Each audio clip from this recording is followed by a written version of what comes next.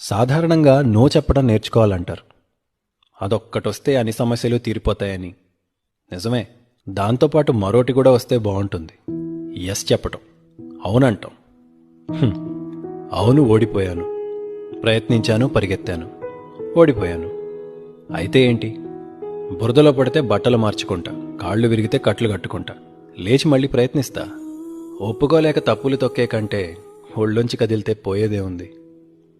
అవును, మోసపోయాను. ఆశ పెరిగో తెలివి తగ్గో నమ్మాను, మోసపోయాను. ఈసారి జాగ్రత్త పడతా, అంతకన్నా నేను చేయను. బ్రతుకులో అడుగు ముందుకు పడాలంటే ఆశపడ్డం లోపం కాదు, అవసరం.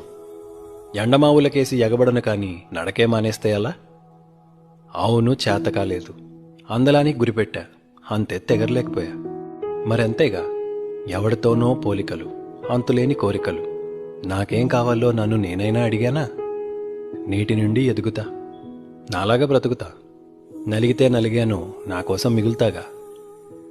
అవును, నాకు రాదు.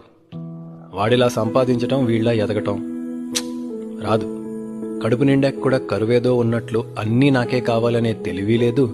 నా వారిని కూడా నట్టేట్లో ముంచి కోట్లు కూడబెట్టే కిటుకు తెలీదు.